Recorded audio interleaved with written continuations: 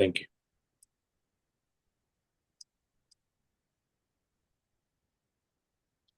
ஓம் அஜ்ஞானதிமிரந்தஸ்ய ஞானாஞ்சனசலாக்கய சக்ஷுரன்மிலிதமேன தஸ்மை ஸ்ரீகுருவே நமः. ஸ்ரீ கிருஷ்ண சைத்தன்ய பிரபு நித்யானந்த ஸ்ரீ உத்தகர சிவசாரி கௌர பக்தவந்த ஹரே கிருஷ்ணா கிருஷ்ண கிருஷ்ண ஹரே ஹரே ஹரே ராம் ராம் ராம் ஹரே ஹரே.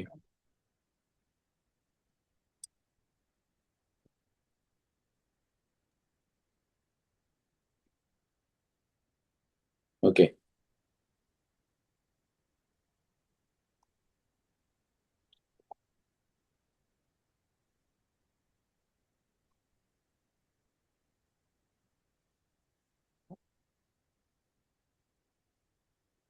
ஸோ நம்ம பார்க்கறது வந்து ஈஷோ பனிஷத் மந்திர 16.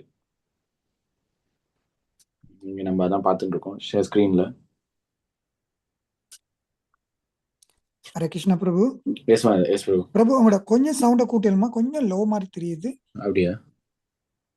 இப்போ கேக்குதா? யா கேக்குது. மேபி நான் தூரத்துல இருந்து பேசினா கேட்கல. பூஷன் ஏகர்ஷ யம சூரிய பிரஜாபத்ய வியூஹரஸ்மின் சமூக தேஜ யத்தே ரூபம் கல்யாணதமம் தத்தே பஷ்யாமி யோ அசௌ புருஷா சொஹம் அஸ்மி.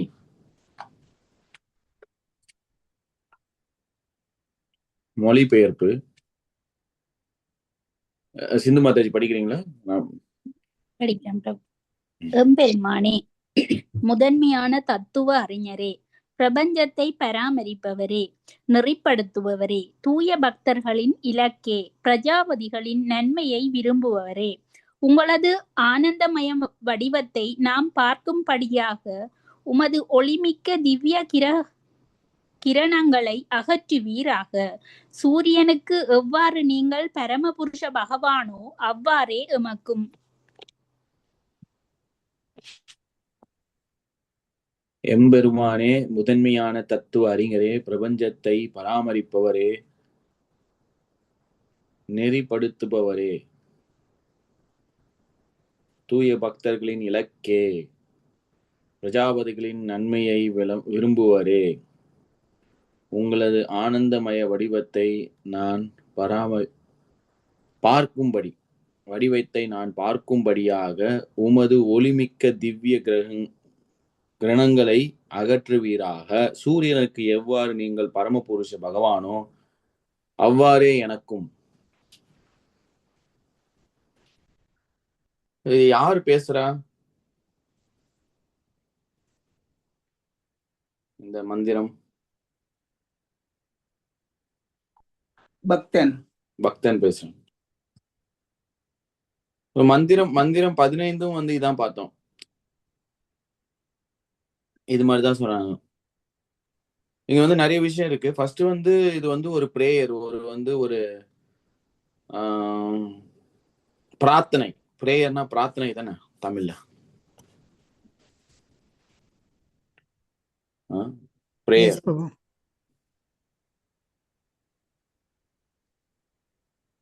பிரார்த்தனை கேட்கிறேன். பிரார்த்தனை. சோ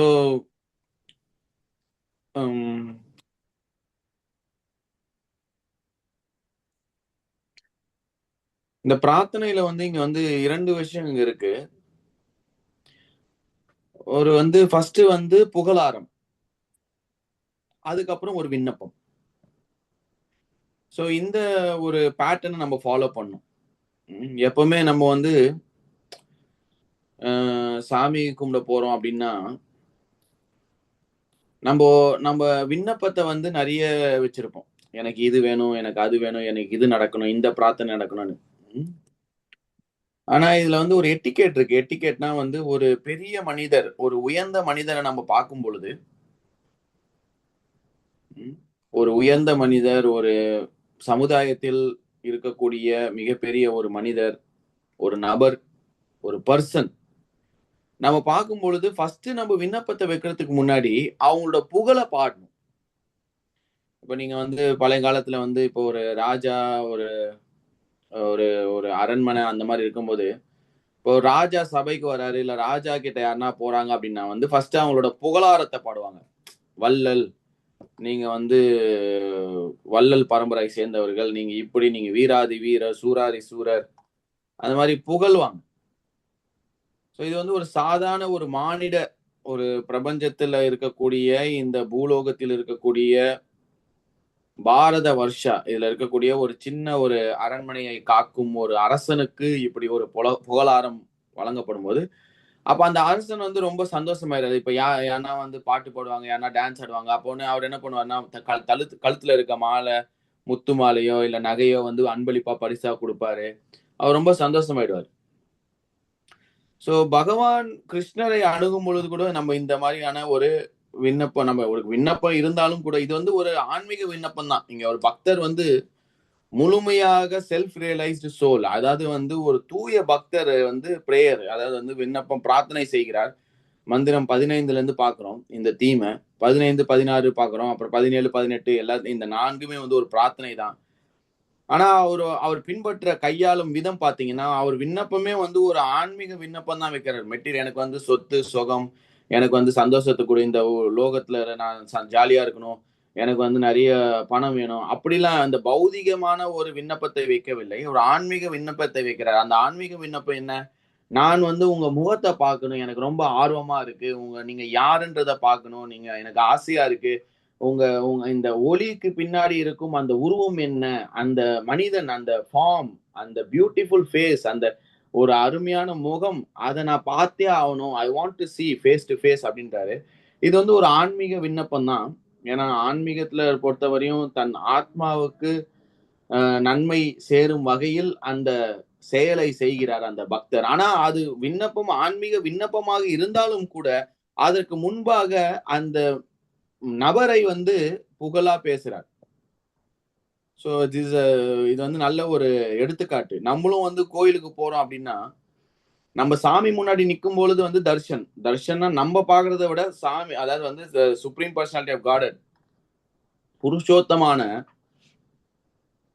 ஒரு நபரை நம்ம வந்து மிகப்பெரிய மனிதன், கிரேட்னஸ், காட் இஸ் கிரேட் அப்படின்னு சொல்லுவாங்க. கிரேட்னா இஸ் a கிரேட் பர்சன்.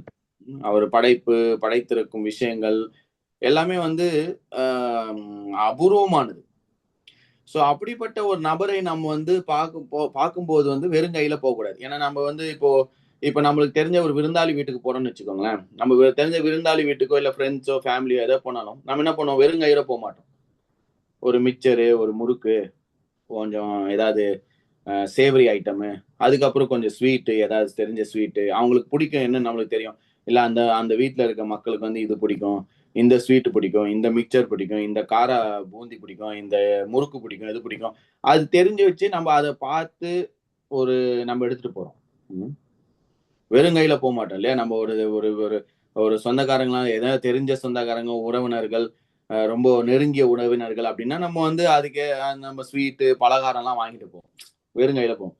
அப்ப நம்ம வந்து ஒரு சுப்ரீம் பர்சனாலிட்டி ஆஃப் காட், அதாவது கிருஷ்ணரை பார்க்க போறோம்னா, கிருஷ்ணர் என்ன சொல்றாரு, எனக்கு வந்து நீங்க நிறைய எல்லாம் வேணாம், எனக்கு வந்து ஒரு ஒரு பழம், ஒரு பூ, ஏன்னா இது எல்லா இடத்துலயும் இருக்கும்.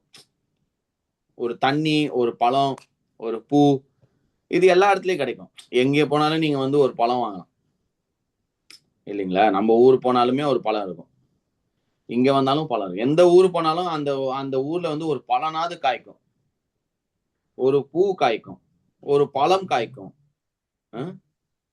துளசி இலை.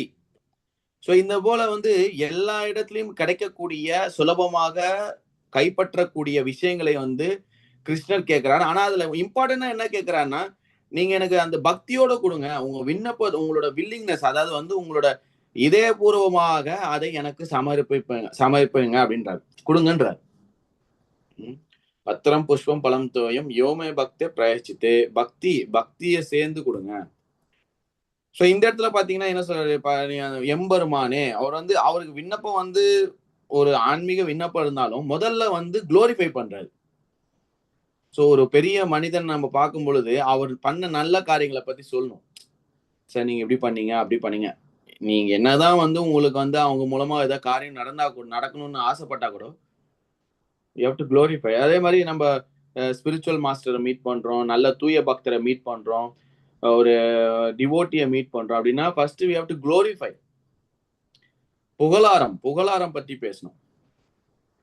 இங்க என்ன சொல்றாரு? எம்பெருமானே, முதன்மையான தத்துவ அறிஞரே, பிரபஞ்சத்தை பராமரிப்பவரே,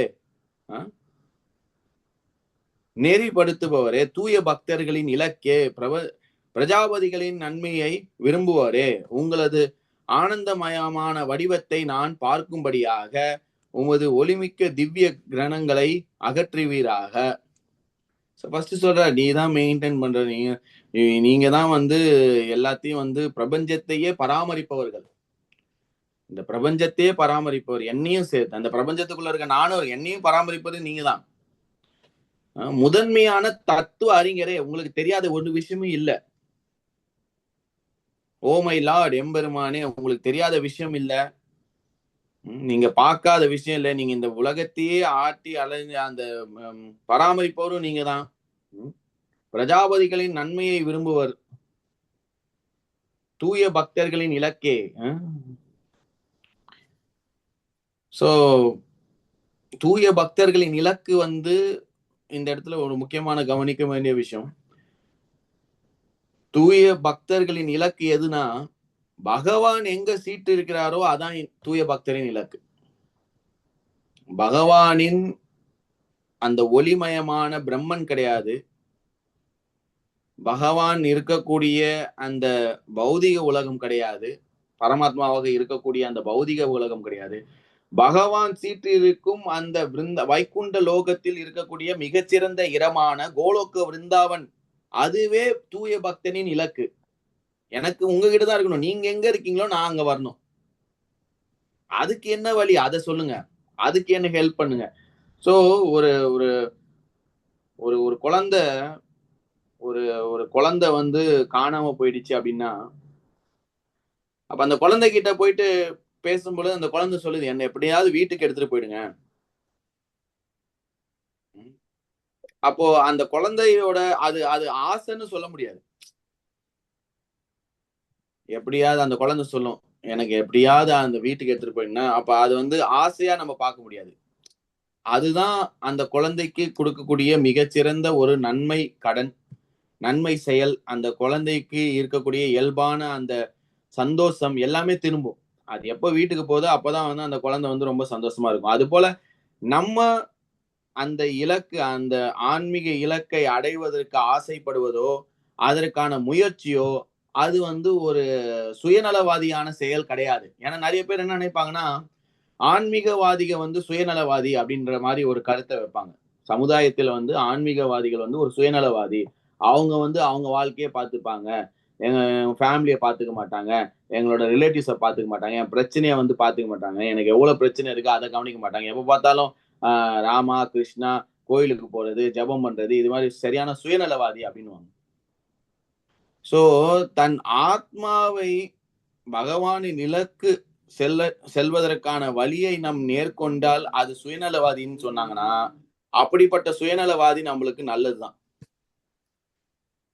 அப்படி நல்லதுதான். ஏன்னா அதுதான் அதுக்கப்புறம் வந்து உறவு, முக்கியமான உறவு, முக்கியமான ஒரு பங்கு, முக்கியமான நம்மளுக்கு வந்து இது வந்து பகவானை சேர்ந்து அடைவதுதான் ப்ரையாரிட்டி.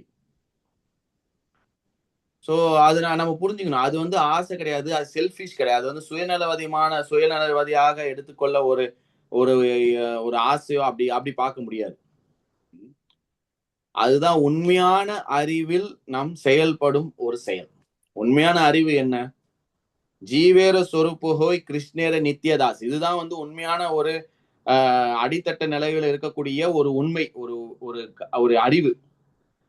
அதை நம் செயல்முறைகளாக செயல்படுத்தும் பொழுது அதுவே ஒரு மிகப்பெரிய செல்ஃப்லெஸ் ஆக்ட் ஆக்சுவலா.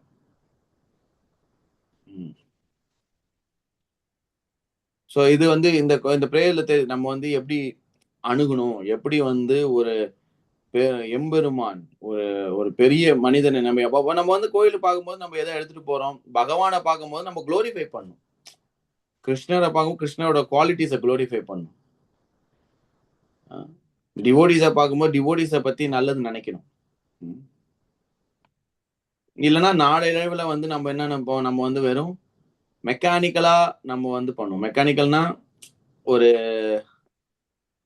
என்ன சொல்றது, ஒரு இயந்திரம் மாதிரி. கரெக்ட். ரோபோட்டுக்கு சுவிட்ச் வச்ச மாதிரி இயந்திரமாக நாம் செயல்படும். ஏன்னா வந்து நம்ம பழக்க வழக்கத்துல வந்து நம்ம ஒரே செயலியும் இல்ல ஒரே ஒரு விஷயத்த நம்ம அடிக்கடி பண்ணா என்ன ஆகும், அது இயந்திரமாக மாறிவிடும். அதுக்கு நம்ம தவிர்க்கணும். அதை தவிர்க்கணும்னா நம்ம வந்து இந்த மாதிரி புத்தகம் படிக்கிறதோ இல்ல சங்கம்ல பக்தர் சங்கத்துல இருக்கும் பொழுது நம்மளுக்கு வந்து அது நினைவூட்டல் வரும். அபூர்வம். பக்தி தொண்டில் வருவது ரொம்ப அபூர்வம். பக்தி தொண்டில் இருக்கும் பக்தர்களை பார்ப்பது ரொம்ப அபூர்வம். பக்தி தொண்டில் பகவானுக்கு சேவை கிடைப்பது ரொம்ப அபூர்வம். சோ இதெல்லாம் வந்து ரொம்ப சுதூர்லபா. சோ பக்தி ரசாமிருத்த சிந்தனையும் அதான் சொல்றாங்க. பக்தி தொண்டு வந்து சுதூர்லபனா சுதூர்லபனா வந்து ரொம்ப ரேர், ரொம்ப அதிசயம். அதாவது வந்து ரொம்ப எல்லாருக்கும் கிடைக்காது. சோ அதை நம்ம வந்து கை விட்டுறக்கூடாது. ஏதாவது கேள்வி இருக்கா? கண்டினியூ பண்ணலாம்.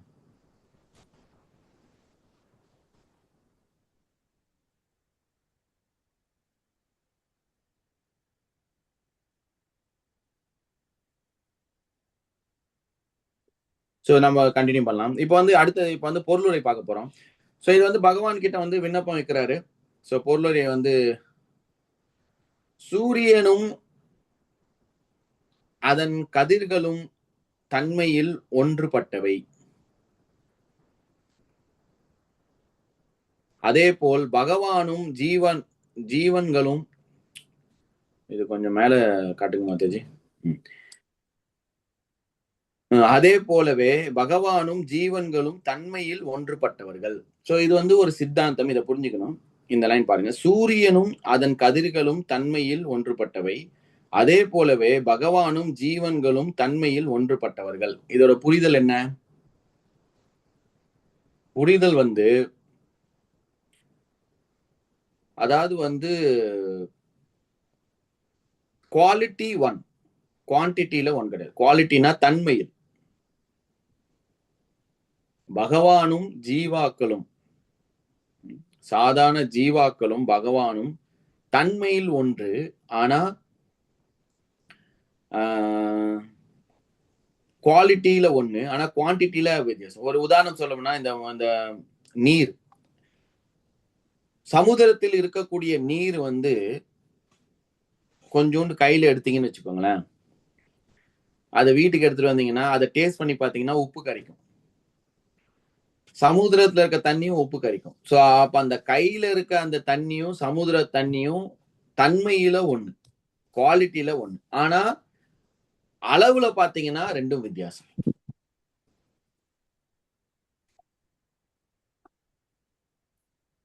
புரியுதா? வேற ஏதாவது உதாரணம் யாருன்னா சொல்ல முடியுமா? நெருப்பும் நெருப்புண்ட துகளும் பிரபு. அதை விரிவாக்கம் பண்ணுங்க. நெருப்புங்கிறது வந்து பெருசு, அதுல இருந்து பறந்து வர துகள்கள் வந்து ரெண்டுமே சுடும். ஆனா அளவுல பார்க்கும்போது நெருப்பு வந்து பெருசு, அதுல வர கங்கில்னு சொல்ற அந்த அந்த சிறிய பார்ட் வந்து அது சிறியதா இருக்கும். கரெக்ட். இதுல நெருப்பு என்ன, அந்த கங்கள் அந்த சிறிதா இருக்க அந்த துகள்கள் அது என்ன? நெருப்பு வந்து அதாவது அதாவது பகவான், அந்த ஜீவன் வந்து அந்த துகள்கள். கரெக்ட். அதே மாதிரி இன்னொன்றும் சொல்லலாம், தங்கமும் தங்கத்தின் துகள்களும். தங்கமும் இது நல்லா இருக்கும். இது ரொம்ப பிடிச்சிருக்கு நம்மளுக்கு. தமிழ்நாட்டு மக்களுக்கு தங்கம் பத்தி பேசினா ரொம்ப பிடிக்கும். சொல்லுங்க, இதை சொல்லுங்க. தங்கம் வந்து பெருசு வந்து பகவான், அதாவது அதுல வர துகள்கள் வந்து ஜீவன்கள், ஜீவாக்கள். சோ அப்ப பகவானும் ஜீவாவும் ஒன்னா? தன்மையில ஒண்ணு பிரபு, அளவுல வந்து ஜீவா வந்து வெரி டைனி, சின்ன இது, பகவான் வந்து பெருசு. இங்க பாருங்க, சூரியன் ஒன்றுதான், ஆனால் சூரிய கதிர்களின் மூலக்கூறுகள் எண்ணற்றவை. சூரிய கதிர்கள் சூரியனின் பாகமாக இருக்கின்றன.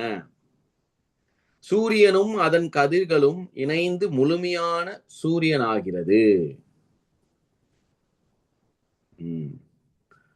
சூரியன் அப்படின்னா சூரியனோட கதிர் ரெண்டுமே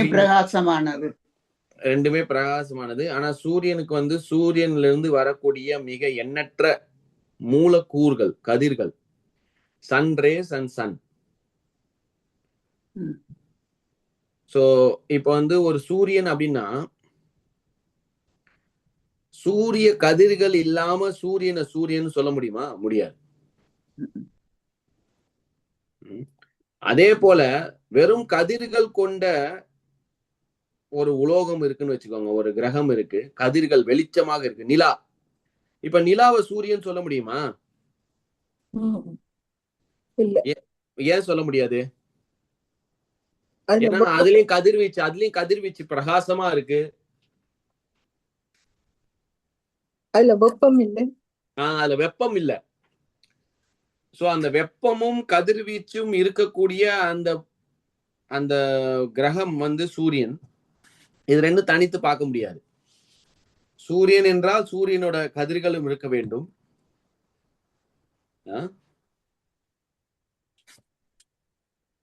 அப்போ நம்ம திருப்பி அப்போ பகவானும் தொண்டனுக்கும் வருவோம். இங்க என்ன சொல்றாங்க பாருங்க. அந்த சூரியனுக்குள் சூரிய தேவன் வசிக்கின்றார். அது போலவே பிரகாசமான பிரம்மஜோதியினை வெளிப்படுத்தக்கூடிய மிக உன்னத ஆன்மீக லோகமாகிய கோலோக விருந்தாவனத்தினுள் பகவான் தமது நித்திய லீலைகளை அனுபவிக்கிறார். சோ இது பாத்தீங்கன்னா எப்படி ஒரு சூரியனுக்கு சூரிய ஒளி கதிர்கள்லாம் இருக்கு, அதை பிரிக்க முடியாது. அது போல பகவான் அப்படின்னு சொன்னீங்கன்னா அங்க பக்தர்கள் இருப்பார்கள். பகவான் பக்தர் ரெண்டு பேருமே பகவான் இருக்கக்கூடிய அந்த கோலோக விருந்தாவன் என்ற இடத்துல இருக்காங்க. அங்க என்ன பண்றாங்க? நித்திய லீலை பண்றாங்க. இதை தவிர்க்க முடியாது. எப்படி ஒரு சூரியன் இருக்கோ, சோ இன்னொரு சிம்பிள் டேர்ம், அதாவது ரொம்ப இயல்பாக ஒரு நேர்த்தியாக சொல்லணும் அப்படின்னா பகவானையும் பக்தனையும் பிரிக்க முடியாது. எப்படி ஒரு சூரியன் ஒரு சூரிய கதிர்களை பிரிக்க முடியாதோ, அது போல பகவான்னா அங்க பக்தனும் இருப்பாங்க, பக்தி தொண்டும் இருக்கும், அங்க பக்தரோட லீலைகளும் இருக்கும். இதெல்லாம் எங்க நடக்குது? கோலோக விருந்தாவன் நடக்குது. இது எப்படி தெரியும்? இதுதான் பிரம்ம சம்ஹிதால சொல்றாங்க. சிந்தாமணி பிரகர சத்மேஷு கல்ப விரக்ஷா லக்ஷா விருத்தேஷு சுரபிர் அபிபாலயந்தம் லக்ஷ்மி சகஸ்ர சத சம்பிரம சேவைமானம் கோவிந்தம் ஆதி புருஷம் தமகம் பஜாமி. சிந்தாமணி கற்களால் கட்டப்பட்ட லட்சக்கணக்கான கற்பக மரங்கள் சூழ்ந்து காணப்படும் தாமரத்தில் நூற்றுக்கணக்கான ஆயிரக்கணக்கான லட்சுமிகளால் எப்போதும் பெரும் அன்புடனும் மரியாதையுடனும் சேவை செய்யப்பட்டு விருப்பங்களை பூர்த்தி செய்யும் பசுக்களை மேய்த்து கொண்டுள்ள அந்த ஆதி புருஷரான கோவிந்தரை நான் வணங்குகிறேன். சிந்தாமணி கற்கள்னா எதையும் பூர்த்தி செய்யக்கூடிய டச் ஸ்டோன். கற்பக மரம்னா கற்பக விருக்ஷா கல்ப விருக்ஷான்னு. கற்பக மரம்னா நீங்க என்ன ஆசைப்படுறீங்களோ அந்த மரம் கொடுக்கும். சுரபி பசுக்கள்னா பால் வத்தவே வத்தாது. சோ அந்த உலகத்துல கற்கள்லாம் சிந்தாமணி கற்கள், மரங்கள்லாம் கற்பக விருஷங்கள், பசுக்கள்லாம் சுரபி பசுக்கள். அவ பாத்துங்க அந்த இடம். லட்சக்கணக்கான ஆயிரக்கணக்கான லட்சுமிகள் கிருஷ்ணருக்கு சேவை பண்ணுகின்றார்கள். அவர் என்ன பண்றாரு? அவர் பசுகளை மேய்த்து கொண்டு சந்தோஷமாக இருக்கிறார். அந்த இடமே பாருங்க எப்படி இருக்கு பாருங்க, நினைச்சு பாருங்க. நீங்க நடக்கிற காலடி, ஒரு காலடியிலும் இருக்கக்கூடிய சின்ன சின்ன கற்கள், தூசிகள், அந்த மண்ணு, கல்லு, ஓடு எல்லாமே சிந்தாமணின்னா அப்படின்னா நீங்க அந்த கல்லை நீங்க எதை தொட்டாலும் அது தங்கமா மாறிடும். அதுதான் சந்தமணி. நம்மளுக்கும் 2-3 கல்லு காய்ச்சா நல்லா இருக்குமே யோசனை வருது. பட் ஆனா அது எல்லா இடத்துலயும் இருக்கு. அங்க அந்த கோலோக விருந்தாவன் எல்லா இடத்துலயும் சிந்தாமணி கற்கள். மரங்கள் கல்ப விருட்ச மரங்கள். கல்ப விருட்ச மரம்னா நீங்க அந்த மரத்துக்குள்ள போயிட்டு நீங்க எது நினைக்கிறீங்களோ அது அப்படியே வந்துடும். பசுக்கள்லாம் வந்து சுரபி பசுக்கள், சாதாரண பசுக்கள்ல சுரபி பசுக்கள். சுரபி பசுக்கள்னா பால் வந்து வடிஞ்சிட்டே இருக்கும், பால் வந்து வத்தவே வத்தாது.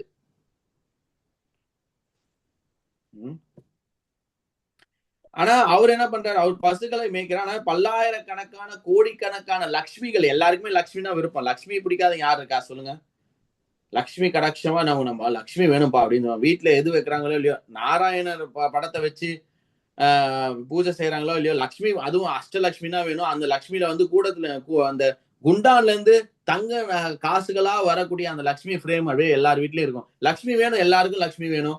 அப்படிப்பட்ட லக்ஷ்மி என்ன பண்றாங்க, அங்க சேவை செஞ்சிருக்காங்க, கூட்டின்னு இருக்காங்க. ஆக்சுவலி லக்ஷ்மிக்கு வந்து என்ன சேவைன்னா, அங்க காலை வந்து அமைக்கு வர்றது, அது போக வந்து கூட்டுவாங்க, அந்த இடத்த வந்து கூட்டுவாங்க, முறவாசல் செய்யறது.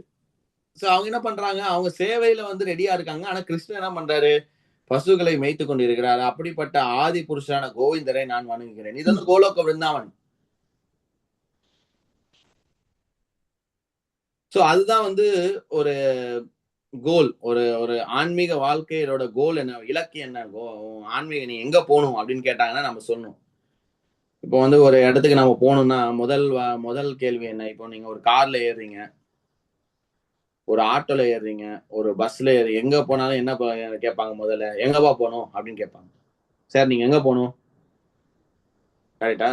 அது கண்டிப்பா கேட்டாகணும். எப்படி எவ்வளவு ஃபாஸ்ட், என்ன எவ்வளவு நேரம், அதெல்லாம் செகண்டரி. ஃபர்ஸ்ட் வந்து எங்க போகணும்னு தெரியாது. அது போல ஆன்மீகத்தில் இருக்கக்கூடிய ஒவ்வொரு நபர்களுக்கும் தன்னோட இலக்கு வந்து தெளிவா இருக்கணும். ஏதோ தானா அப்படிலாம் இருக்கக்கூடாது. நிறைய பேர் எல்லா வழியும் ஒண்ணுதான், எல்லாரையும் வழிபட்டா ஒண்ணுதான், எல்லா பாதையும் ஒண்ணுதான், எல்லா சாமியும் ஒண்ணுதான். அது எப்படி எல்லா சாமியும் ஒண்ணும்? நீங்க கல்கட்டாக்கு டிக்கெட் எடுத்தா கல்கட்டால தான் போய் இறக்கி விடுவான், மும்பைல போய் இறக்கி விடுவானா? நீங்க கல்கட்டா டிக்கெட் எடுத்துட்டு மும்பை ட்ரெயின்ல ஏறினா அவன சொல்லுவான், தம்பி இது வந்து மும்பைக்கு போகுது, ஆனா நான் டிக்கெட் எடுத்துறேன் பாருங்க, உங்க ட்ரெயின் தான் டிக்கெட் எடுத்துறேன் தம்பி, இது வேற இடத்துக்கு போகுது பாருங்க. சோ நம்ம வந்து இலக்கு வந்து கரெக்டா பார்த்து ஏறணும். நம்ம வந்து பாக்குறோம், ஓ பஸ் இந்த பஸ்ஸா, ஃபிளைட் நம்பர் பாக்குறோம், ஃபிளைட் நம்பர் எந்த கேட்டா, கேட்டுக்கு போறோம், இந்த செக் பண்ணிடுறோம், இந்த கேட்டா, ஓ இந்த ஃபிளைட் இங்க தானே போகுது, ஓகே இந்த கேட் தானே, இந்த நம்ம எல்லாமே செக் பண்ணிக்கிறோம். சாதாரண ஒரு சாதா பௌதிக விஷயத்தில் இருக்கக்கூடிய இந்த இலக்குக்கு போறதுக்கு நம்ம அவ்வளவு செக் பண்ணிக்கிறோம். அப்போ ஆன்மீகத்தில் இருக்கும் பொழுது நம்மளுக்கு தெளிவா இருக்கு, நம்ம எங்க போனோம், கோலோக விருந்தாவன் போகணும். அங்க கிருஷ்ணன் என்ன பண்றாரு, இதான் பண்றாரு, சேவை பண்றதுக்கு போகணும். சோ இருக்கணும். ஆனா மத்தவங்களுக்கு வந்து வேற இலக்கு, மத்தவங்களுக்கு வந்து, அதாவது வந்து எல்லாருக்கும் வந்து அந்த ஆசை வருமானு தெரியல. ஆன்மீகத்துல வந்து நிறைய பாதைகள் உண்டு. சில பேருக்கு வந்து அந்த வெளிச்சம் ரொம்ப பிடிச்சிருக்கு, அந்த பிரகாசமான அந்த வெளிச்சம், அந்த கோலோக விருந்தாவன்ல இருந்து வரக்கூடிய அந்த பிரம்ம ஜோதியான வெளிச்சம் வந்து ரொம்ப, எனக்கு ரொம்ப வெளிச்சம்பா, செம்ம பிரகாசமா இருக்குப்பா. சில பேருக்கு அங்கேயே இருக்கணும்னு ஆசை. சோ அதுதான் இப்ப அடுத்த பேராகிராஃப் படிக்க போறோம். இது கொஞ்சம் படிங்க மாதாஜி, சிந்து மாதாஜி.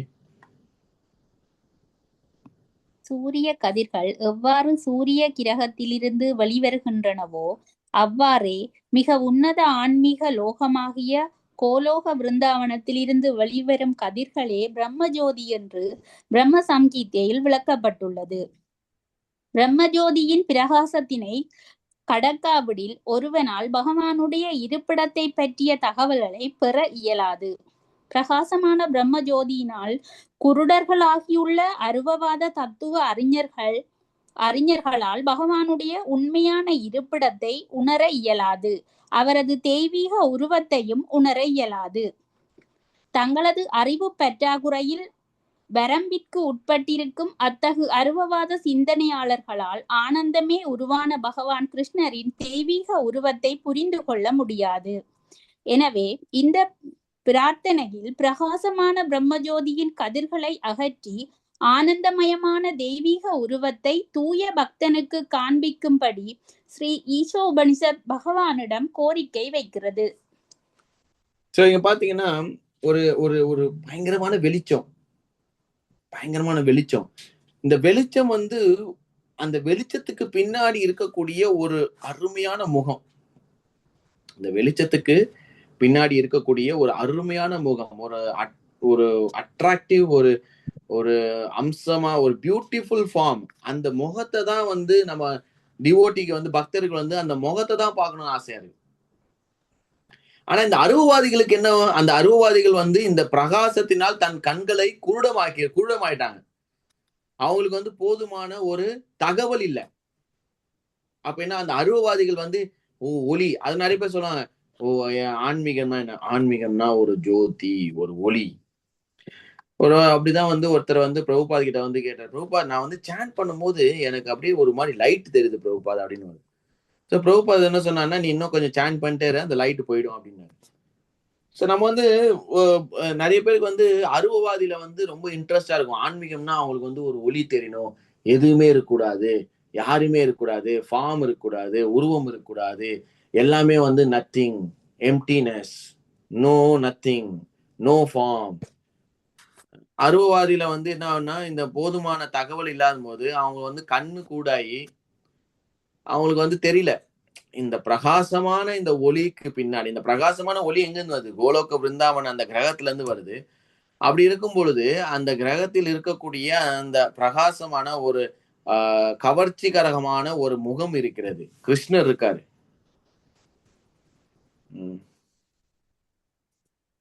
சோ இதுல இருந்து நம்மளுக்கு தெரியுது நம்மளோட இன்ட்ரெஸ்ட் என்ன, எது உயர்ந்தது, எது தாழ்ந்தது, எது ஒரு ஹையஸ்ட் ரியலைசேஷன், இதெல்லாமே இந்த பகுதியில தெரியுது.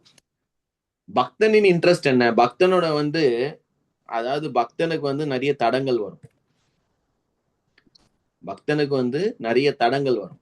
இப்போ எப்படின்னா, நான் போன கிளாஸ்ல எக்ஸ்பிளைன் பண்ண மாதிரி அந்த கர்டன், நிறைய திரை வரும். அந்த திரை வந்து ரெண்டு வகையா நம்ம பார்க்கலாம். ஒண்ணு வந்து மெட்டீரியல் ஸ்ட்ரகிள், மெட்டீரியல் ஆப்ஸ்டக்கிள், சரிங்களா? அதுக்கப்புறம் பாத்தீங்கன்னா ஸ்பிரிச்சுவல் ஆப்ஸ்டக்கிள். ஸ்பிரிச்சுவல் ஆப்ஸ்டக்கிள்னா வந்து குழப்பம் வரும், சித்தாந்தத்துல குழப்பம் வரும். சோ அந்த தடங்கள் வந்து பாத்தீங்கன்னா இந்த ஒளியும் ஒரு தடங்கள் தான், ஒரு விதமான தடங்கள் தான். அவனோட புத்தி வந்து விவசாத்மிகா புத்தி ஏகேஹா குருநந்தனா. கிருஷ்ணர் வந்து பகவத்கீதையில வந்து ஃபர்ஸ்ட் 6 அத்தியாயத்துல வந்து என்ன சொல்றாருன்னா, நிறைய பாதைகளை சொல்றாரு. கர்ம யோகா சொல்றாரு, ஞான யோகா சொல்றாரு, அஷ்டாங்க யோகா சொல்றாரு, நிஷ்காம கர்ம யோகா, சகாம கர்ம யோகா, இந்த மாதிரி நிறைய யோக முறைகள்லாம் சொல்லி கட்சியில பக்தி யோகா சொல்றாரு.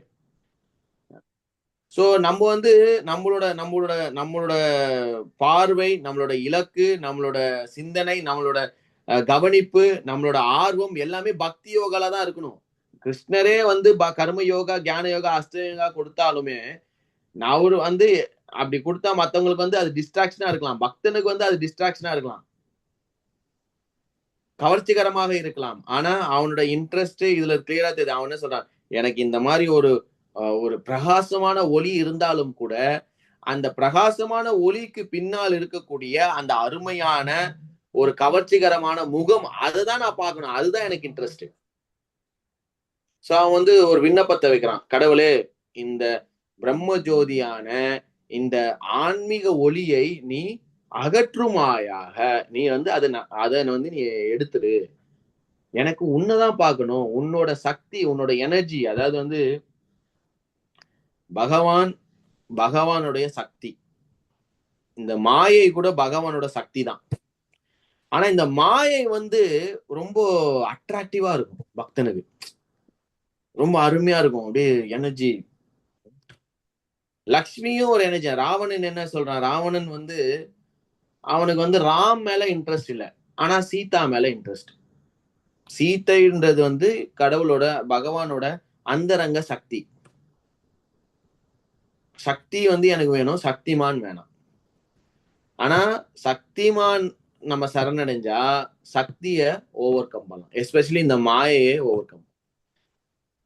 தேவி ஏஷி குணமாயி மமமாயா துரத்தியா மாம் ஏவையி பிரபத்தியந்தே மாயம் ஏத்தம் தரந்தித்தே. அது வந்து நம்ம சொல்றது ரொம்ப இயல்பு, ஆனா செய்யணும் ரொம்ப ரொம்ப கஷ்டம். நம்ம வந்து நினைக்கிற மாதிரி கிடையாது. மாய சக்தியை வந்து நம்ம வந்து வெல்லணும் அப்படின்னா நம்மளால ஒண்ணும் பண்ண முடியாது. நம்ம கிருஷ்ணரிட வந்து சரணடையணும், கிருஷ்ணருக்கு தொண்டு செஞ்சாதான் அப்ப அந்த சக்தி வந்து நம்மளை விட்டு போகும், அந்தரங்க சக்தியில வர முடியும். சோ அப்ப இது வந்து கிளியரா நம்மளுக்கு வந்து தெரியுது, பகவான் வந்து என்னதான் பகவானை நம்ம பார்க்கணும் அப்படின்னாலும் இந்த ஒளி வந்து ஒரு தடங்களா இருக்கக்கூடாது. எனக்கு இன்ட்ரெஸ்ட் என்ன, ஒளியா, ஒளிக்கு பின்னாடி இருக்கக்கூடிய உருவமா, அருவவாதமா இல்ல உருவவாதமா? பர்சனலிஸ்டா இம்பர்சனலிஸ்டா? எனக்கு இந்த மாயாவாதி பிரம்மவாதி எல்லாம் வேணாம். வாண்ட் டு பி டிவோட்டி, பக்தன் ஆகணும். பக்தன்னா நான் பக்தன்னா பகவான் இருக்கக்கூடிய இடத்துக்கு போகணும், கோலோக விருந்தாவன் போகணும், பகவானோட முகத்தை நான் பார்க்கணும். ஏதோ கேள்வி இருக்கா? நம்ம டிஸ்கஸ் பண்ணல.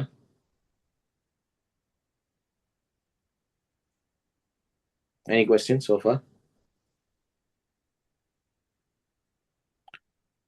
Okay, great. இப்போ நம்ம வந்து இப்போ கண்டினியூ பண்ணலாம். இப்போ பாத்தீங்கன்னா அந்த ஒரு ஒரு ஒரு படிப்படியாக ஆன்மீகத்துல வந்து பார்த்தீங்கன்னா ஒரு உணர்தல், ஒரு எக்ஸ்பீரியன்ஸ், ஒரு உணர்தல் வேணும், உணர்தல் வரும். அது எப்படி வந்து படிப்படியாக மிக உயர்ந்த ஹையஸ்ட் உணர்தல் என்ன அப்படின்றது இந்த பேராகிராஃப்ல பார்க்க போறோம். ஓகேங்களா? படிங்க மாதாஜி. அருவமான பிரம்மஜோதியை உணர்வதால் ஒருவன் பரமனுடைய மங்களகரமான தன்மையை உணர்கின்றான்.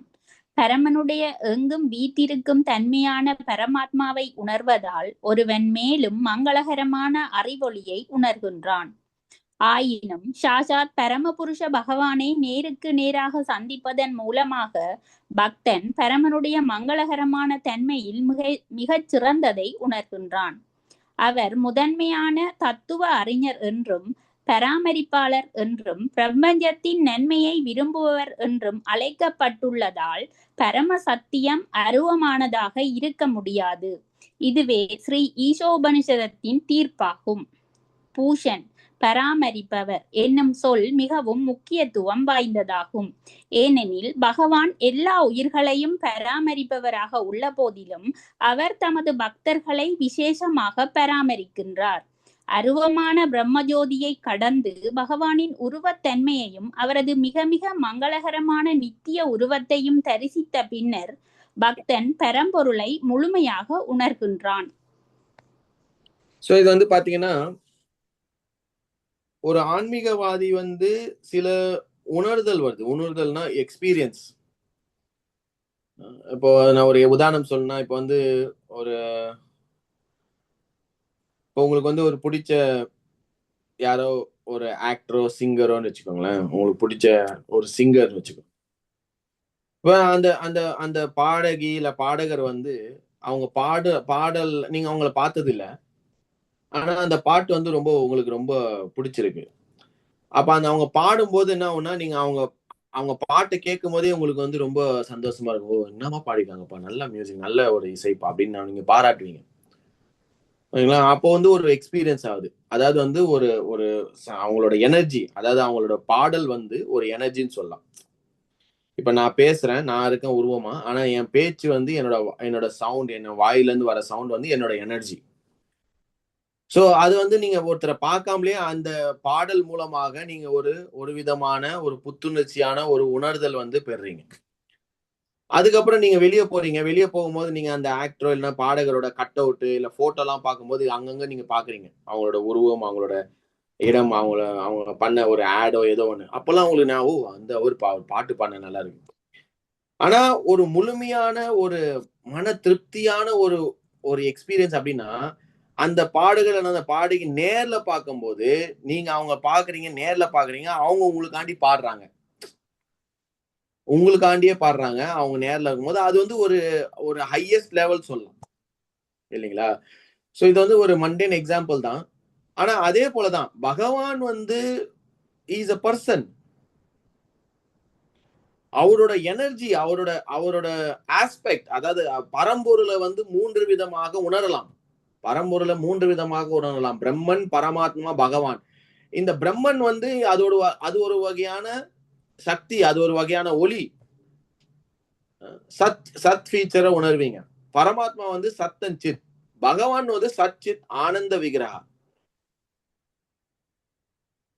இல்லைங்களா? இப்போ நீங்க உங்களுக்கு பிடிச்சவங்களுக்கு போன்ல பேசுறதும் உங்க பிடிச்சவங்களை நேர்ல பேசுறதுக்கும் வித்தியாசம் உண்டு இல்லைங்களா? இல்லைன்னா இன்னொன்னு, நான் இப்போ ஒரு ஆன்லைன் கிளாஸுக்கும் நேர்ல வந்து நம்ம கிளாஸ் எடுக்கிறதுக்கும் வித்தியாசம் உண்டு இல்லைங்களா? அதோட எக்ஸ்பீரியன்ஸ் வந்து வித்தியாசம் இருக்கா இல்லையா? இருக்கு, கண்டிப்பா இருக்கு. எது பெஸ்ட்? எப்போ நம்ம நேர்ல பாக்குறோமோ, எப்போ நம்ம நேர்ல பேசுறோமோ, எப்போ நம்ம நேர்ல பழகுறோமோ, எப்போ நம்ம மூஞ்சிக்கு மூஞ்சி நேரா ஃபேஸ் டு ஃபேஸ் நம்ம பாக்குறோமோ, அதோட எக்ஸ்பிரஷன், எமோஷன், அதுக்கப்புறம் ஃபீலிங் எல்லாமே வந்து இருக்கும்போது அதுங்களுக்கு வந்து ஹையஸ்ட் எக்ஸ்பீரியன்ஸ். ஸோ அதுதான் பக்தனுக்கு தேவை. பக்தன் அவனுக்கு வந்து என்ன, பிரம்மன், பரமாத்மா, பகவானை உணரும் பொழுது நீங்க வந்து டிடிக்கு சேவை பண்றீங்க. சரிங்களா? இல்லைன்னா நான் இன்னொரு உதாரணம் சொல்றேன். நான் வந்து ஒரு குலாப் ஜாமுனை பத்தி நான் உங்களுக்கு ஒரு 1 hour லெக்சர் எடுக்கலாம். குலாப் ஜாமுன் இப்படி இருக்கும், சாஃப்டா இருக்கும், ரொம்ப ஸ்வீட்டா இருக்கும். அதை வந்து அந்த அந்த சிரப்ல போட்டோன்னே அப்படியே ரொம்ப பெருசாயிடும். நல்லா அப்சர்வ் பண்ணியிருக்கும்.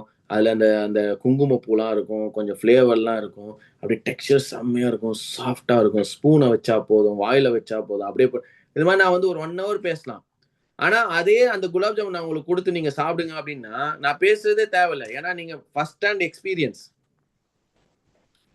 ஸோ அதுக்கான வித்தியாசம் உண்டு. ஸோ நம்ம வந்து ஒரு டிடி சேவை பண்றோம், நம்ம வந்து பகவானுக்கு சேவை பண்றோம், கைகரியம் பண்றோம். when you are in altar, சரிங்களா? அது ஒரு experience. So we are directly dealing with the supreme personality of God. There is no டிஃபரன்ஸே இல்ல. when you are chanting holy name, அதுக்கு டிஃபரன்ஸே இல்ல. கிருஷ்ணர் சொல்ற நாம் அகாரி பகுதா நிஜ சர்வ Sakthi's, அபின்ன நாமித்துவம். So anything which is related to Krishna, when we are experiencing higher taste, அது ஒரு வகையான experience when you are dealing with Bhagavan. So then அப்போ அது என்ன ஆகுது, அப்போ வந்து அவன் வந்து ஒரு அந்த பிரம்மன்ல இருக்க அந்த ஒரு எக்ஸ்பீரியன்ஸ், அதுக்கு மேல பரமாத்மா மேல பகவான். ஸோ அவன் வந்து ஒரு ஃபுல்லஸ்ட் எக்ஸ்பீரியன்ஸ், அதாவது வந்து ஒரு உணர்தல், ஒரு ஆன்மீகத்துல வந்து ஃபுல்லா உணரணும், ஃபுல்லா வந்து அனுபவிக்கணும் அப்படின்னா பகவான் பர்சனல் லெவல்ல தான் நம்ம அனுபவிக்க முடியும். இங்க வந்து நிறைய குணங்கள் சொல்றாங்க. அவர் வந்து பாருங்க, பகவான் வந்து என்ன சொல்றாங்க, பராமரிப்பவர், மெயின்டைன் பண்றவர், அவருக்கு வந்து இந்த இது இருக்கு, அந்த சக்தி இருக்கு, நிறைய சொல்றாங்க. இந்த குணங்கள்லாம் வந்து ஒரு இப்ப பிரார்த்தனையே நம்ம இப்ப இந்த வசனமே ஒரு பிரார்த்தனை. நம்ம பிரார்த்தனை பண்ணணும்னா அவங்களுக்கு செவி இருக்கணும், அப்பதான் கேட்க முடியும். இப்ப நீங்க வந்து ஒருத்தர்கிட்ட பேசுறீங்கன்னா ரூம்ல ஆளு இருந்தா தான் பேச முடியும். சும்மா யாருமே இல்ல நீங்க பேசிருந்தீங்கன்னா அப்ப என்ன, அவங்க பைத்தியம் சொல்லுவாங்க. அப்ப அது போல நம்ம வந்து பகவானுக்கு வந்து ப்ரே பண்றோம், நம்ம வந்து பகவானுக்கு சிங் பண்றோம், அதுக்கப்புறம் நம்ம பகவானுக்கு இது பண்றோம் அது பண்றோம்னா அப்ப உருவமே இல்லைன்னா என்ன அர்த்தம்?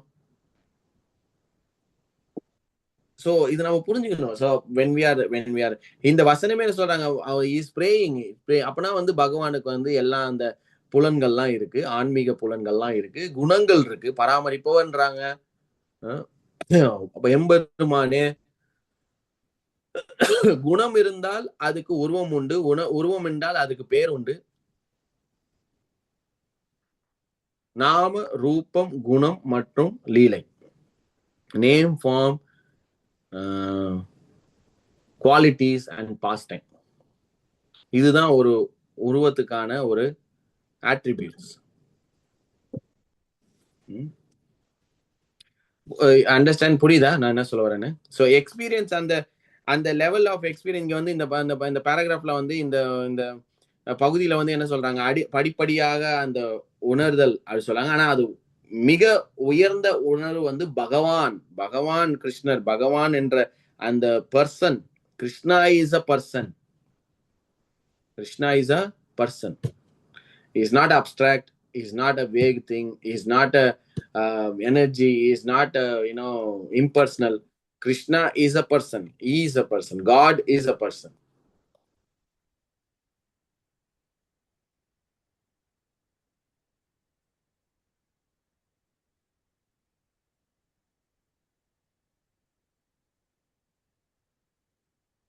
So any question?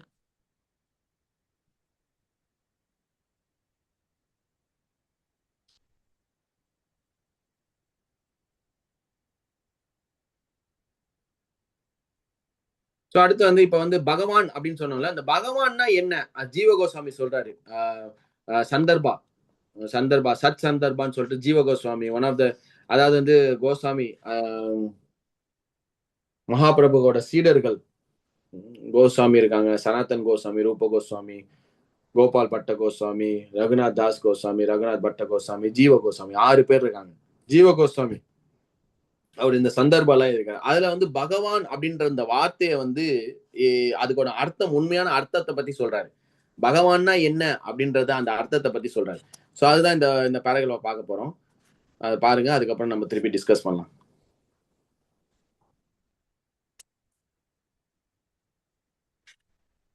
சிந்து மாதாஜி படிங்க மாதா. ஸ்ரீல ஜீவ கோஸ்வாமி தமது ஸ்ரீல ஜீவ கோஸ்வாமி தமது பகவத் சந்தர்ப்ப எனும் நூலில் கூறுகிறார், பரம்பொருளின் முழுமையான தன்மை பரமபுருஷ பகவானில் உணரப்படுகிறது. ஏனெனில் அவர் சர்வ வல்லமை பொருந்தியவராக தெய்வீக சக்திகளை முழுமையாக பெற்றுள்ளார். பிரம்ம ஜோதியில் பரம்பொருளின் முழுமையான சக்தி உணரப்படுவதில்லை என்பதால் பிரம்மனை உணர்வது பரமபுருஷ பகவானை பற்றிய ஒரு பகுதியை மட்டுமே உணர்வதாகும். கற்றறிந்த சாதுக்களே, பகவான் என்னும் சொல்லிலுள்ள முதல் அகரத்திற்கு பிரபுவது அஷரத்திற்கு ப இரண்டு பொருள் உண்டு. முதல் பொருள் முழுமையாக பராமரிப்பவர், இரண்டாவது பொருள் பாதுகாவலர். இரண்டாவது அஷரத்திற்கு வழிகாட்டி, தலைவர் அல்லது படைப்பாளி என்று பொருள். வான் எனும் அசரமானது ஒவ்வொரு உயிரும் அவரில் வாழ்கின்றது என்பதையும் அவரும் ஒவ்வொரு உயிரிலும் வாழ்கின்றார் என்பதையும் சுட்டி காட்டுகிறது. வேறு விதமாக இப்ப பாத்தீங்கன்னா இந்த பகவான் அப்படின்ற சொல்ல வந்து பிரிக்கிறாங்க, மூணா பிரிக்கிறாங்க. ப க வான், ப க வான். இது ஆனா இதுல வந்து இம்பார்ட்டன்ட் பாத்தீங்கன்னா, பிரம்ம ஜோதியில் பரம்பொருளின் முழுமையான ஹைலைட் பண்ண முடியல. பிரம்மஜோதியில் பரம்பொருளின் முழுமையான சக்தி உணரப்படுவதில்லை என்பதால், நல்லா திருப்பி, பிரம்மஜோதியில் பரம்பொருளின் முழுமையான சக்தி உணரப்படுவதில்லை என்பதால் பிரம்மனை உணர்வது பரமபுருஷ பகவானை பற்றிய ஒரு பகுதியை மட்டுமே உணர்வதாகும். So Bhagavan realization is the highest. Brahman and Paramatma is a partial realization of the Bhagavan realization. இது டெக்னிக்காலிட்டி. ஸோ இது வந்து புரிஞ்சுக்கணும். ஆனா இங்க வந்து பகவான் அப்படின்றத வந்து பிரிக்கிறாங்க. பானா என்ன, கானா என்ன, வான்னா என்ன அப்படின்னு சொல்லிட்டு சில ஜீவ கோஸ்வாமி சொல்றாரு. பா அப்படின்னா இரண்டு பொருள். ஒன்னு முழுமையாக பராமரிப்பவர், இரண்டாவது பொருள் பாதுகாவலர். முழுமையாக பராமரிப்பவர் மற்றும் இரண்டாவது வந்து பாதுகாவலர். இரண்டாவது அச்சரம் கானா வழிகாட்டி, தலைவர் அல்லது படைப்பாளி என்று பொருள். வண்ணா வந்து என்ன, ஒவ்வொரு உயிரும் அவற்றில் வாழ்கின்றது என்பதையும் அவரும் ஒவ்வொரு உயிரிலையும் வாழ்கின்றார் என்பதையும் சுட்டி காட்டுகிறது. இது எப்படி புரிஞ்சுக்கலாம்? பகவான் வந்து எல்லா அணுக்களையும் இருக்கிறார், பரமாத்மாவாக சீட்டு இருக்கிறார். தூணிலும் திரும்பிலும் ஒரு அணுக்களும், ஸோ எல்லா அணுக்களும்னா எல்லா உயிர்வாளின் உடம்பிலும் வந்து பரமாத்மா இருக்கார். எல்லா உயிர்வாளிகளும் அவர், அதாவது வந்து அவர் ஒவ்வொரு உயிரும் அவற்றில் வாழ்கின்றது, அவரில் வாழ்கின்றது அப்படின்னா இந்த படைப்பு பாத்தீங்கன்னா இந்த முழு பிரபஞ்சமே வந்து பகவான் கிட்ட தான் வருது, பகவானோட அம்சம் தான். அப்ப நம்ம எங்க இருக்கோம்? நம்ம இந்த பிரபஞ்சத்துக்குள்ள இருக்கோம். இந்த பிரபஞ்சம் யாருது? பகவானோட அம்சம். புரியுதுங்களா? மெட்டீரியல் கிரியேஷன், இந்த முழு பிரபஞ்சமே வந்து பகவானோட ஒரு சின்ன அம்சம். பூரி, அதான் போன வாரத்துல பார்த்தோம். கிருஷ்ணன் என்ன சொல்றாரு, அந்த ஆப்பலன்ஸ் ஆஃப் த அப்சல்யூட் பகவத்கீதால வந்து 10.47 அப்படின்னு சொல்ற. ஓ அர்ஜுனா, இந்த பிரபஞ்சமே என்னோட சிறு பொறின்றாரு. The whole manifestation of this material universe is just a tiny spark. ஒரு ஸ்பார்க்ல இருந்து வெளியே வந்ததுன்றாரு. சோ அப்படிப்பட்ட பிரபஞ்சத்துக்குள்ள நம்ம இருக்கோம். அப்ப பகவான் உள்ள நம்ம இருக்கோம்னா என்ன அர்த்தம்னா, பகவான் உள்ள நம்மனா பகவான் உடம்புள்ள அப்படி கிடையாது, பகவானோட சக்திக்குள்ள நம்ம இருக்கோம். அதே போல எல்லாரோட உடலையும் பகவான் இருக்காருன்னா பகவான் பரமாத்மாவாக எல்லாரோட இதயத்திலும் சீட்டு இருக்கிறார், எல்லா ஜீவராசிகள் இதயத்திலும் சீட்டுகிறார். ஒன். அதுக்கப்புறம் என்ன, பானா வந்து முழுமையாக பராமரிப்பவர், கம்ப்ளீட் மெயின்டெனன்ஸ், எல்லாத்தையும் மெயின்டைன் பண்றாரு. கார்டியன், பாதுகாப்பவர், பாதுகாவலர். அதுக்கப்புறம் வழிகாட்டி, தலைவர் அல்லது படைப்பாளி. இதனால இதோட விளக்கம், இதோட முழுமையான அர்த்தம் என்றதையும் நம்ம பார்ப்போம். அது இப்ப படிக்கலாம். ஒரே ஒரு லைன் தான் இருக்கு இந்த பேராகிராஃப், முடிச்சு திருப்பி டிஸ்கஸ் பண்ணலாம். படிங்க மாதாஜி.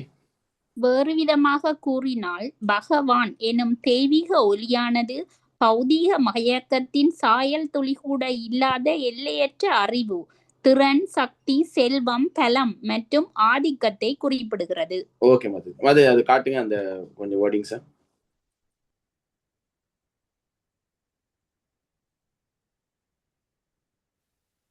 நெக்ஸ்ட் பேஜா பிரபு? இது சொல்லுங்க. ஆமா next page Prabhu. Thanks. Sorry Prabhu. No problem. So இங்க வந்து பாத்தீங்கன்னா இங்க ஒரு விளக்கம் கொடுக்குறாங்க. இதுதான் வந்து யூசுவலா கொடுக்குற விளக்கம். பகவான்னா என்ன? வேறு விதமாக கூறினால் பகவான் என்னும், அதுதான் அந்த பகவான், இதுதான் பிரிச்சாங்க. பகவான் என்னும் தெய்வீக ஒளியானது பௌதிக மயக்கத்தில் சாயல் துளி கூட இல்லாத எல்லற்ற, அதாவது பௌதிகமா இருக்கக்கூட ஒரு துளி கூட கிடையாது. பகவான் என்றாலே முழுமையாக ஆன்மீகம். அதுல என்ன இருக்கு? அறிவு, திறன், சக்தி, செல்வம், பலம் மற்றும் ஆதிக்கத்தை குறிப்பிடுகிறது. Wealth, knowledge, beauty, renunciation, strength and fame. இந்த 6 தான் பகவான். அதுதான் இங்க 6 முழுமையாக எல்லற்ற கனவில், இன்ஃபினைட், முழுமையாக எல்லையற்ற அளவுக்கு வைத்துக் கொண்டிருக்காங்க. ஆனா துளி கூட பௌதிக மயக்கத்தில் சாயல் துளி கூட இல்லாத எல்லையற்ற அறிவு. எல்லாமே இது வந்து பகவானோட ஜெனரல் டெபினிஷன். ஆனா பகவானுக்கு வந்து இதை பிரிக்கிறாங்க. அதுதான் ஜீவ கோஸ்வாமி வந்து சத்சத்மா சொல்றாரு. 3ஆ பிரிக்கிற. பானா என்ன, கானா என்ன, வான்னா என்னன்னு. இப்போ இந்த பகவான் வந்து பக்தர்களோட சொத்து, கரெக்டுங்களா? அதே மாதிரி பக்தருக்கு வந்து பகவான் சொத்து, பகவானுக்கு வந்து பக்தர் தான் சொத்து. இந்த பகவானை வந்து பக்தர் மூலமாக எப்படி புரிஞ்சுக்கலாம்? எப்படி வந்து பகவான் வந்து இந்த பகவா இந்த 3த்தையும் டிஃபரன்ஷியேட் பண்ணாங்கல்ல, இதை வந்து பக்தன் வந்து எப்படி புரிஞ்சுக்கலாம்? பக்தன் வந்து எந்த மாதிரி இந்த இதை புரிஞ்சுக்கலாம் அப்படின்றதுதான் இந்த வர பேராகிராஃப்ல நம்ம பார்க்க போறோம்.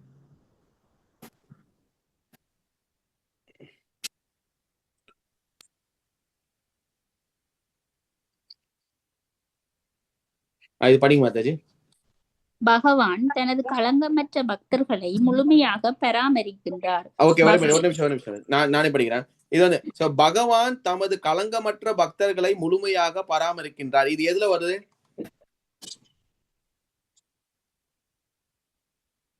பகவான் இதுல எதுல வருது? இது பானா என்ன? அங்க ஜீவ கோஸ்வாமி என்ன சொன்னார்? பானா என்ன சொன்னாரு? முழுமையாக பராமரிப்பவர். சோ இங்க வந்து என்ன சொல்ற? பகவான் தனது களங்கமற்ற பக்தர்களை முழுமையாக பராமரிக்கின்றார். சோ அந்த பகவான்ற அது வந்து பக்தனோட வந்து உரிய சொல். அந்த பகவான்ல வந்து இப்ப 3ஆ பிரிச்சாங்கல்ல, அந்த பால வந்து வந்து பராமரிப்பாரு. யார பராமரிக்கிறார் பகவான்? பக்தன். அப்ப நம்ம என்ன பண்ணோம்? களங்கமற்றவரா இருக்கும். நம்ம ஃபர்ஸ்ட் பக்தரா ஆகணும். எஸ். அதுக்கப்புறம் களங்கமற்ற பக்தரா ஆகணும். கரெக்டா? அப்ப நம்ம களங்கமற்ற பக்தரானா நம்மளோட பாதுகாப்பு, நம்மள பராமரிக்கிற யாரு?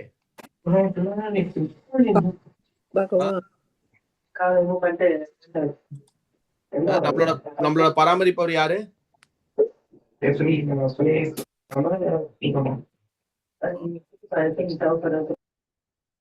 சொல்லுங்க மாதாஜி.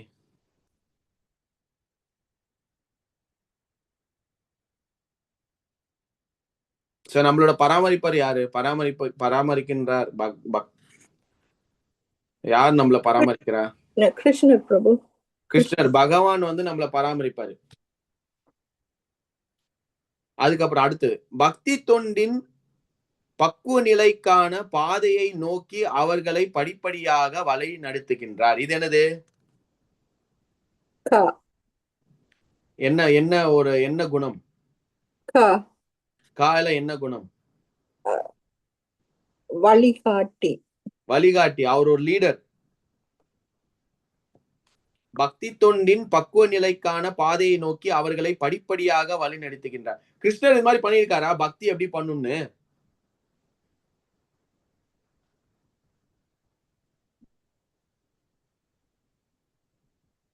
ஹலோ,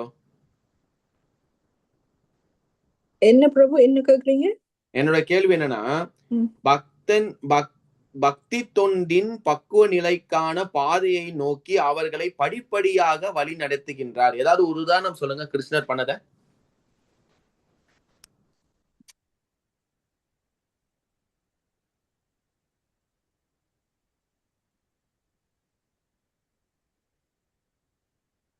அர்ஜுனரையே கொஞ்சம் கொஞ்சமா அப்படிதானே பிரபு கொண்டு வந்தாரு.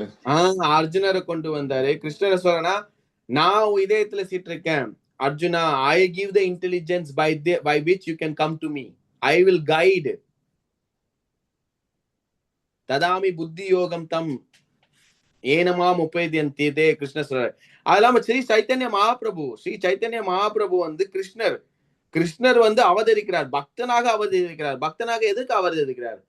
கிருஷ்ணர் வந்து பகவத்கீதால பேசினாலும் பக்தனாக ஸ்ரீ சைத்தன்ய மகாபிரபு வந்து பக்தி தொண்டு எப்படி பண்ணும், படிப்படியாக எப்படி பண்ணும், என்ன மாதிரி பக்தி தொண்டு பண்ணும் அப்படின்றத தானாகவே எடுத்துக்காட்டாக பண்றாரு. அந்த கோட் ஆஃப் கண்டக்ட்ஸும் அதுவும் சொல்லலாம் தானே பிரபு? என்ன கைடு, அதாவது வந்து he guide progressively towards, அதாவது இங்க என்ன சொல்றாங்க, பக்தி தொண்டின் பக்குவ நிலைக்கான பாதையை நோக்கி அவர்களை படிப்படியாக. சோ இது வந்து கிருஷ்ணர் வந்து he gives the intelligence. so அவர் என்ன சொல்றாருன்னா, if you surrender to me, I will give the intelligence by which you can come to me என்றார் கிருஷ்ணர். சோ இது வந்து கரெக்டா? அவர் இறுதி அதுக்கப்புறம் என்ன, பக்தர்களுடைய தலைவன் என்னும் முறையில் அவர் இறுதியில் தம்மையே தமது பக்தர்களுக்கு வழங்குவதன் மூலமாக பக்தி தொண்டின் விரும்பிய பலனை வழங்குகிறார். எப்படி கிருஷ்ணன் என்ன சொல்றாரு? அவரே தலைவன்ற முறையில தன் இப்ப வந்து உண்மையான தலைவன், இப்ப இருக்க தலைவன்லாம் கிடையாது, தொண்டை என்ன ஆனாலும் பரவாயில்லன்னு. இது வந்து என்ன, இந்த பக்தி தொண்டில் என்ன சொல்றாரு, பகவானுடைய பக்தர்கள் அவரது காரணமற்ற கருணை, இது வந்து என்னது சாரி, அவர் இறுதியில் தம்மையே தமது பக்தர்களுக்கு வழங்குவதன் மூலமாக தானே கொடுத்துறாரு. he is giving himself.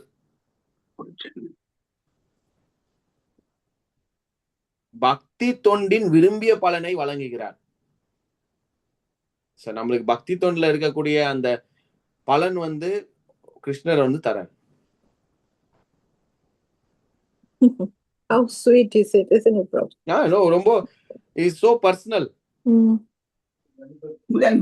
ஆன்மீகவாதியா நீங்க விருப்பப்பட்டீங்கன்னா, கிருஷ்ணரிட சரணம் இருந்தீங்கன்னா, கிருஷ்ணர் படிப்படியாக அந்த ஆசையை பூர்த்தி செய்யறாரு. அதுதான் கிருஷ்ணர் சொல்றாரு, நான் தலைவனா இருக்கேன், ஐ எம் த லீடர், நீ எனக்கு என்ன நோக்கி வந்தீங்கன்னா நான் வந்து என்னையே உங்களுக்கு நான் தரேன் அப்படின்றாரு. சோ அதன் பகவானுடைய பக்தர்கள் அவரது காரணமற்ற கருணையினால் அவரை நேருக்கு நேராக காண்கின்றனர். so they can see. இது எந்த இதுல வருது? இது வந்து ஒன்ல வருது. ஒன்ல வந்து என்னது, he is there and then Bhaktan having Krishna in his heart and Krishna having devotees in his heart. We can see Krishna.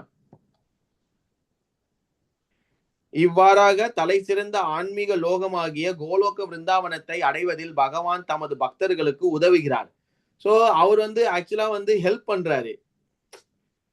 So வந்து இது வந்து புரிஞ்சுக்கணும். ஆக்சுவலா வந்து இதுல வந்து ஒரு இம்பார்ட்டன்டான ஒரு பாயிண்ட் என்னன்னா, பகவத்கீதா கூட கிருஷ்ணர் பேசினாலும் அந்த நிலையை வந்து எப்படி வந்து அடைவதுன்றது வந்து படிப்படியாக வந்து ஹெல்ப் பண்றாரு அர்ஜுனருக்கு சொல்ல, அர்ஜுனா இது பிரச்சனை, இது வந்து இப்படி பண்ணும், நீ பண்ணிக்கோ அவ்வளவுதான் அப்படின்னு சொல்ல, நான் பாட்டுக்கு உட்காந்து அப்படி.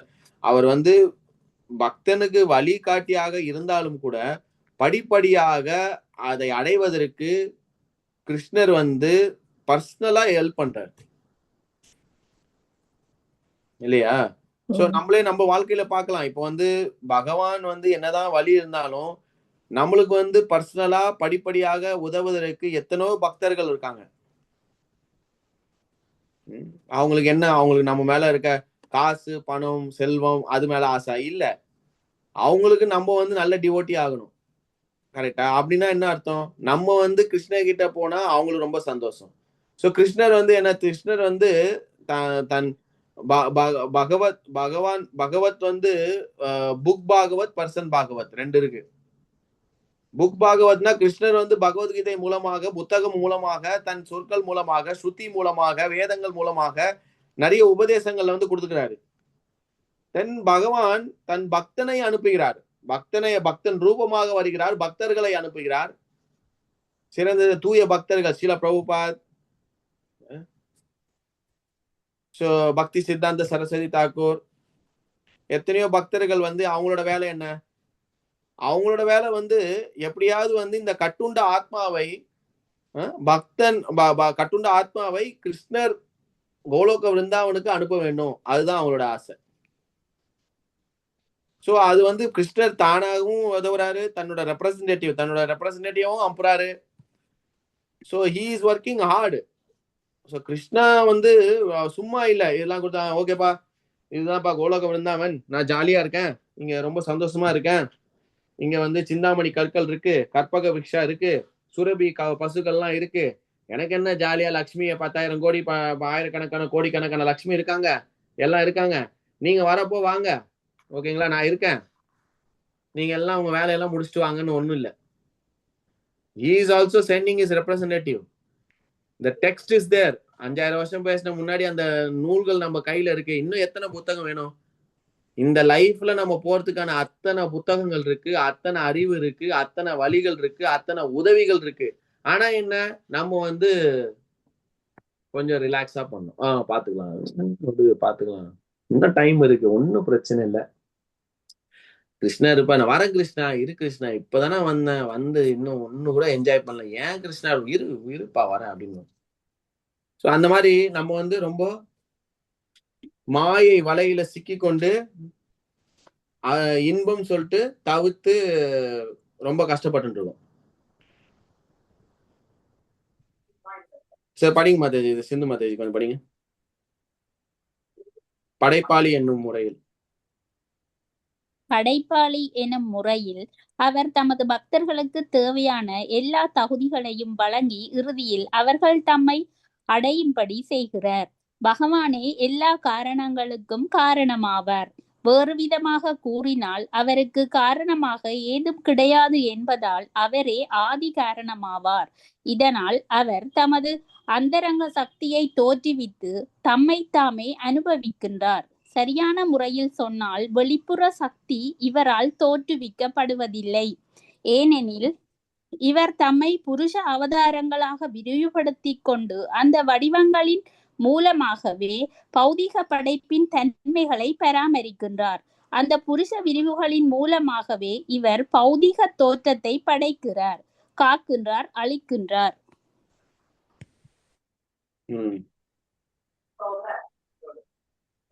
இங்க பாத்தீங்கன்னா நம்ம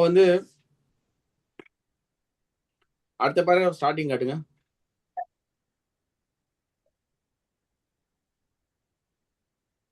சோ இந்த போன பேராகிராஃப் பாத்தீங்கன்னா அந்த பகவான் என்ற சொல்லு எப்படி பக்தனுக்கு அது உகந்ததாக இருக்கிறது. பகவன் எப்படி அவர் உருவாக்குறார், எப்படி வெறும் இந்த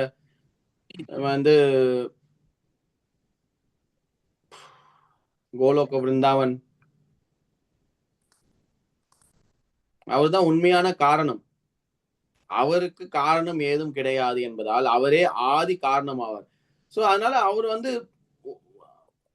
மெயின்டைன் பண்றதோ இல்ல சாங்ஷன் பண்றதோ ஹெல்ப் பண்றதோ உதவுறதோ கருணை காட்டுறதோ அதுக்கு ஒரு தடங்களும் கிடையாது. He is the creator, he is the maintainer, he is the enjoyer. அப்படி இருக்கும்போது அவரால ஹெல்ப் பண்ண முடியுமா? முடியும். இப்போ நீங்க ஒரு வீடு வச்சிருக்கீங்க, உங்க வீட்டுக்குள்ள யார் வரணும்ன்றது யார் முடிவு பண்ணும்? நீங்க தான் முடிவு பண்ணணும்.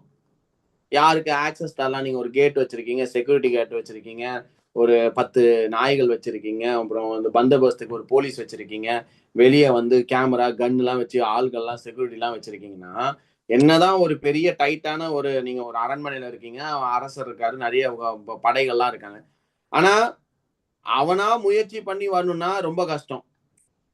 ஆனா இப்ப அரசர் சொல்றாரு, ஓகே அந்த பையன் இருக்கான் பத்தியா கேட்டாண்டா, அவனை உள்ள விடு அப்படின்னா யாருமே எதுவுமே தடங்கள் செய்ய மாட்டாங்க, உள்ள வந்துடலாம். சோ அப்ப பகவான் ஒரு கருணை இருந்ததுன்னா கண்டிப்பா எந்த ஜீவாத்மாவுக்கும் ஒரு கருணை காமிச்சானா he can reveal himself, he can help. ஆனா நம்ம ரெடியா இருக்கணும். நம்மளோட வேலை என்ன, நம்ம பா கிருஷ்ணர் கூடும்போது கூப்பிட்டுக்கிட்டும்பா நான் பாத்துக்கிறேன் அப்படி இல்லை. நம்மளும் ரெடி பண்ணிக்கணும். we have to be ready to go.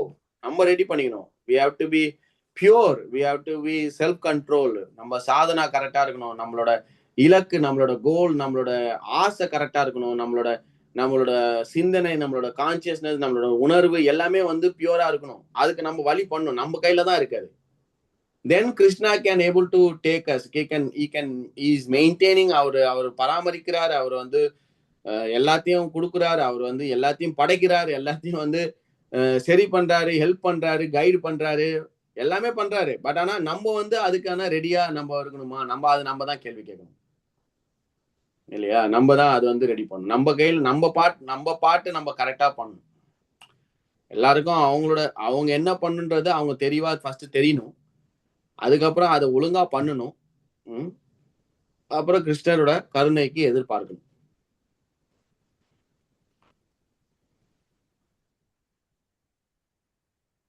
கேள்வி இருக்கா நம்ம டிஸ்கஸ் பண்ணது?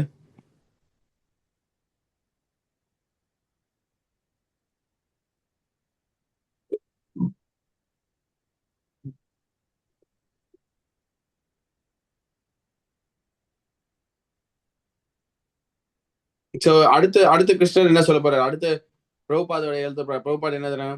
ஸோ அப்போ வந்து கிருஷ்ணர் வந்து தன்னோட லோகம் கோலோக பிருந்தாவன் இருக்கு. அப்போ இந்த உலகத்தை எதுக்கு உருவாக்குனாரு? இந்த இடத்துல நம்ம என்ன பண்றோம் அதுக்கான விவரம் எல்லாம் கொடுங்க. ஆனா இது பார்க்கலாம். நம்ம இப்போ நம்ம அடுத்த வாரம் பார்க்க போறோம். ஏன்னா திருப்பியும் நம்ம டிஸ்கஸ் பண்ணணும். ஸோ இதுவரை நம்ம என்ன பார்த்தோம்? யாராவது சொல்ல முடியுமா என்ன பார்த்தோம் இன்னைக்குன்னு இந்த மந்த்ரா 16ல?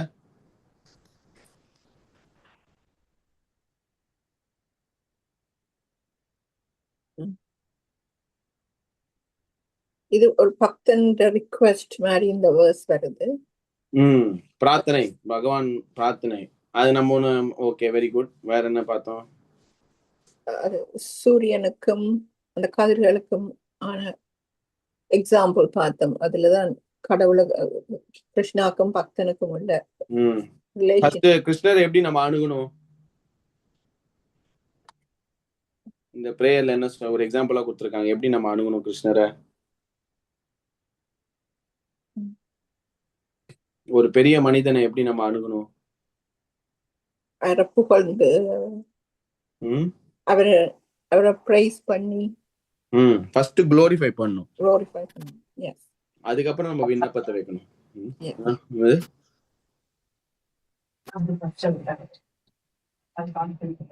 சூரிய கதிர்கள் இல்லாமல் பிரகாசமா இருக்காது சூரியன். சூரியன் கதிர்கள் அது ஒரு எக்ஸாம்பிளா பார்த்தோம். ஜீவாத்மாக்கும் பகவானுக்கும்.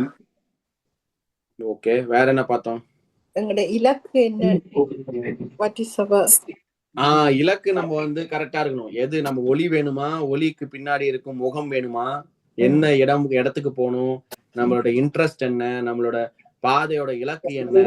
நம்ம எதை நோக்கி செல்றோம்? இதெல்லாம் நம்ம தெளிவா இருக்கணும். பக்தனுக்கு வந்து நிறைய தடைகள் வரும். ஆன்மீகமாவும் சரி, பௌதிகமாவும் சரி, நிறைய தடைகள் வரும். அந்த தடைகள் இருந்தாலும் கூட நம்ம டிஸ்ட்ராக்ட் ஆகாம இலக்கா கரெக்டா. வேற என்ன பார்த்தோம்? பகவான்ன்றதுக்கு மீனிங் பார்த்தோம். பகவான் மீனிங் அத 3 விதமா பிரிச்சாங்க. பகவான், கரெக்ட்டுங்களா? பானா என்ன? முழுமையாக பராமரிப்பது, பாதுகாவலர். ஓகே. அப்புறம் கானா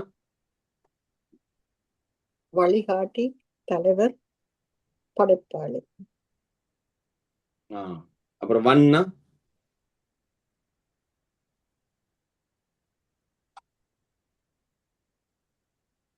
தான் தான் எல்லார் உயிரிலையும் தானும் இருக்கிறேன் என்று சொல்கிறார் என்பதை காட்டுகிறார். ஆமா, கடவுள் எல்லா உயிரினும் இருக்காரு. எல்லா உயிரினும் கடவுள்ல இருக்காங்க. இது வந்து ஒரு மீனிங். ஆனா வந்து பக்தனுக்கு இந்த மீனிங் எப்படி பொருந்தும் அப்படின்றதான் நம்ம பார்த்தோம். கரெக்டுங்களா? பிரபுபாத் எழுதுறாரு, பகவான்னா இப்போ பராமரிப்பால்னா பக்தனை வந்து ஒரு தூய பக்தனை முழுமையாக பராமரிப்பவர் யாரு? பகவான். வழிகாட்டினா அவர் வழிகாட்டி காட்டுறாரு. நம்மள வந்து எப்படியாவது வந்து பக்தி தொண்டுல வந்து வழிகாட்டி அதை நம்ம இலக்க போய் அடையறதுக்கு உதவுறாரு இல்லைங்களா? ஸோ எல்லா வகையிலும் வந்து பகவான் வந்து எப்படி வந்து பக்தனுக்கு வந்து ஒரு வழிகாட்டியா இருக்கிறார், பராமரிப்பவராக இருக்கிறார், சிறந்த தலைவனாக இருக்கிறார். கருணையை வந்து கொட்டுறார், கருணை தரார். பகவான் வந்து அவர் வந்து ஒரு நம்மள வந்து கஷ்டப்படுத்த விருப்பல. பக்தி தொண்டு செய்வதற்கான எல்லா வழிமுறைகளையும், உதவியும், எல்லாத்துக்கான தேவையான விஷயங்கள் எல்லாமே கொடுக்குறாரு. அது நம்ம வந்து புரிஞ்சுக்கணும். Okay, any question? நம்ம பார்த்ததுல ஏதாவது யாருக்குன்னா கேள்விகள் இருக்கா?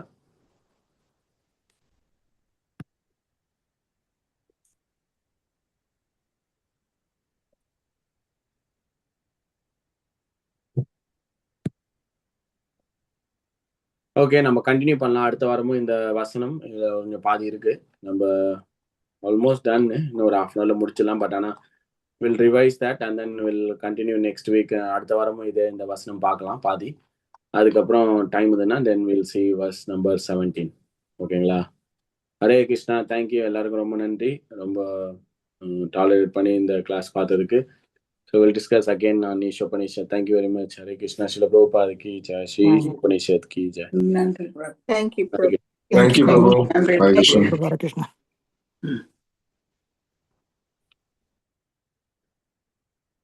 Sachin. Hare Krishna. You are in mute. Sachin, mute la irka. I can't hear you.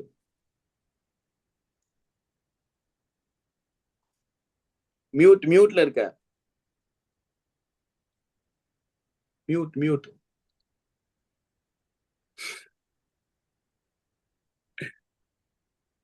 Okay, Sachin. Hare Krishna.